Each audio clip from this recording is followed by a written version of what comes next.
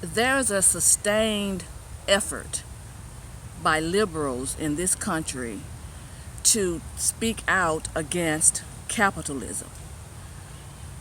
This country is a free capitalistic country founded on freedom, founded on capitalism. Any U.S. citizen can pursue anything, any type of business that they want as long as it's legal. Many people have become wealthy in this nation because it's a capitalistic country. That means that you are free to start a business. If you have a service or a product that is in demand, you can get wealthy with that, or you can live a comfortable life with that. One thing that liberals hate is a society where their people are not dependent upon the government. Economically free people cannot be controlled. That is why we have so many left-wing Democrats now trying to push this socialistic agenda. That is why. They're upset with President Trump because he's created all these jobs. Every demographic is doing well in this economy, and they need people that they can control. Now, there's two types of people that's pushing this socialism. There's the leaders, and then they both have an agenda. Both groups of people that are favoring socialism benefits from it. Okay, we have the politicians that benefit from it because they have power. They crave power over the citizens.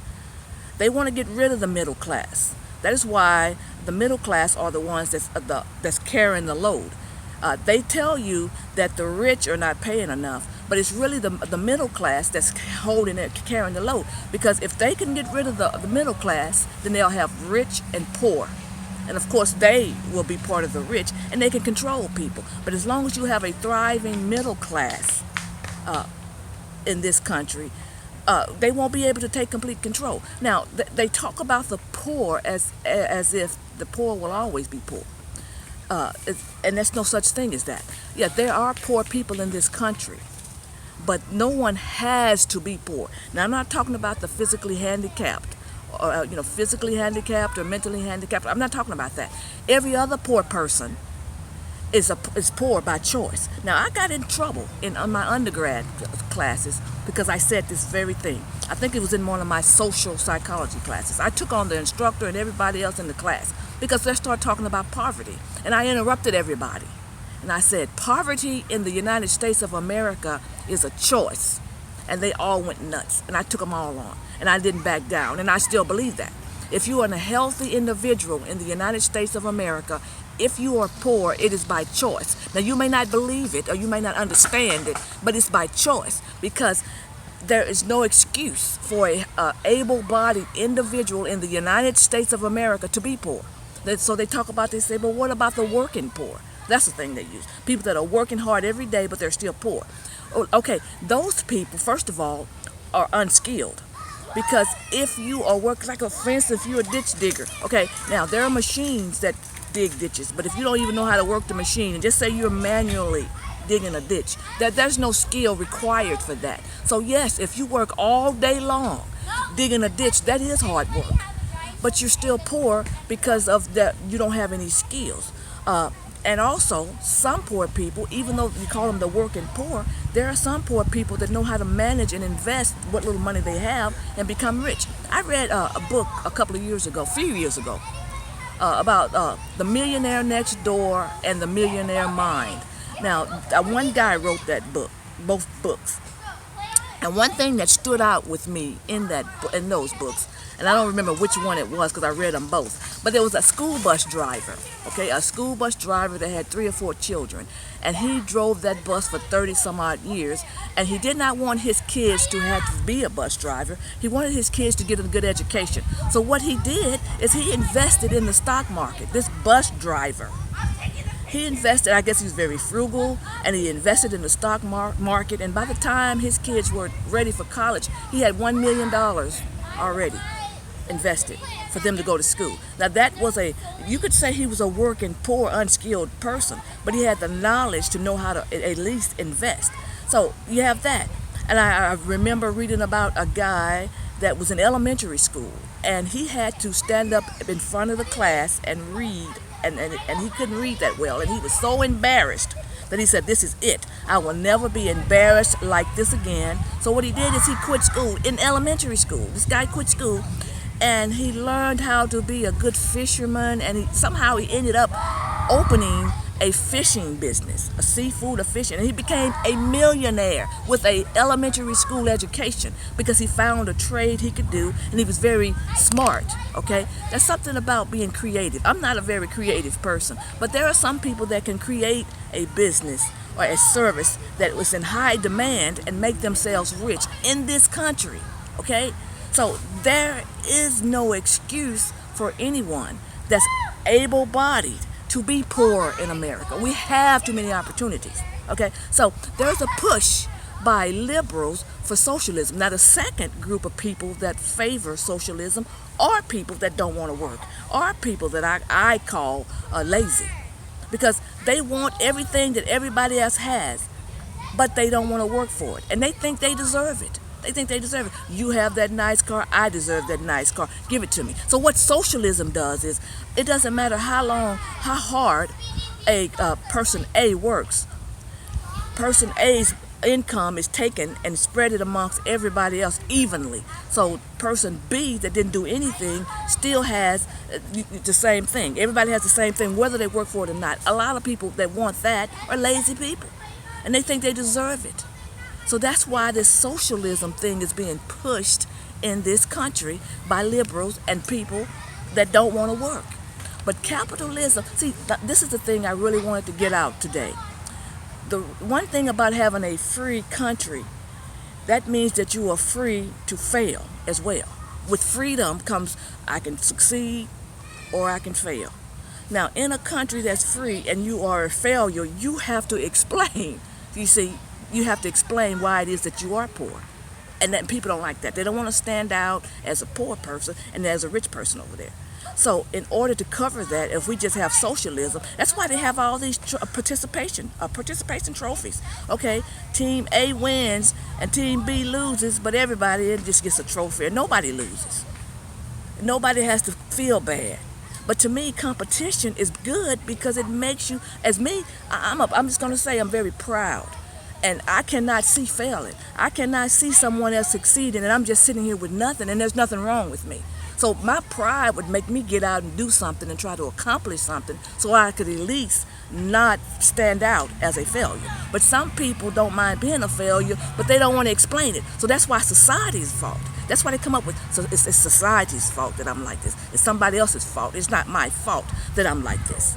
So this push for socialism is only for two groups of people: the politicians that want to have power over people, and then the lazy people that want an excuse for failure and they don't want to have to face their own failure. So let's all just have the same thing. Let's spread this wealth around.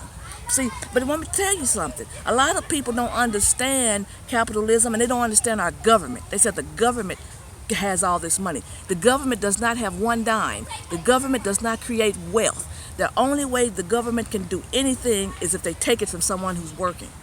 Every dime that the government has comes from a working person. They don't have it to give, so they have to take it to give. And a lot of people don't understand that. A lot of people think that the government can just give me all this. The government has the money. No, I have the money. You have, anybody that's working is the one that has the money, and that's where the government gets the money. So yes, you cannot control an economically free people. That is why people want some government officials, liberals, these new groups in the Congress that has come on board, that's pushing the Democrat Party all the way to the left. They want to control you. Okay, think about health care.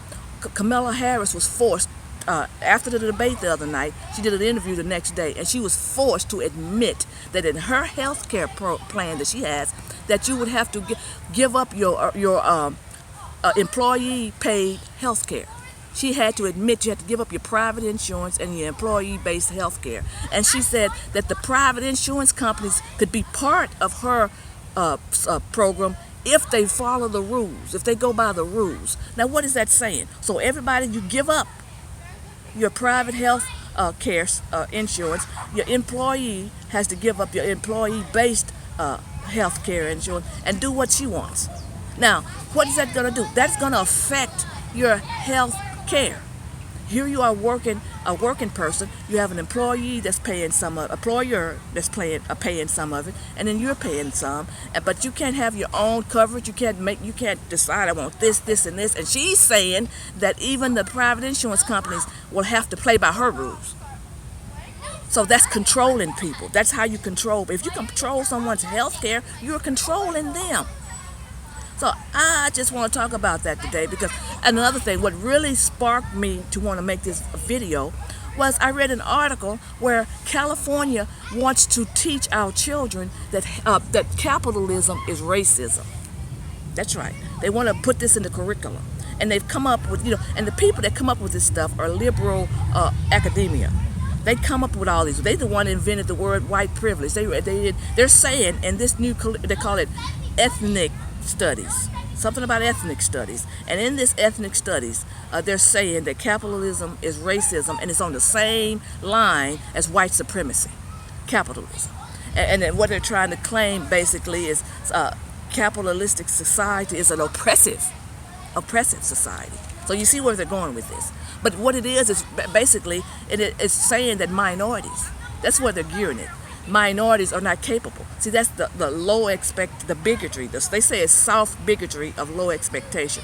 I don't even think it's soft bigotry anymore. It's just completely low expectation. So what they're saying is, basically, is the reason capitalism is so racist and it's oppressive is because they were trying to say that minorities are not able to compete. That's all they're saying. But they leave out all the black-owned businesses. Up under President Trump, that the black-owned small businesses have increased over 400% since President Trump has been in office. Since President Trump put in place policies that has spurred this economic boom.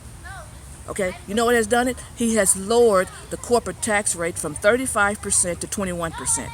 Before that 35%, America had the highest corporate tax rate. If it wasn't the highest, it was among the highest. That's where all the companies were leaving America and going overseas because it had that corporate tax rate, and we were not competitive. Nobody was coming here either. Not only were American companies leaving and going overseas, none of the overseas companies were coming to America because at a 35% corporate tax rate, that was too high. Now that we're at a 21% corporate tax rate, companies are coming back, American companies are coming back, but overseas companies are coming here too because now we are competitive.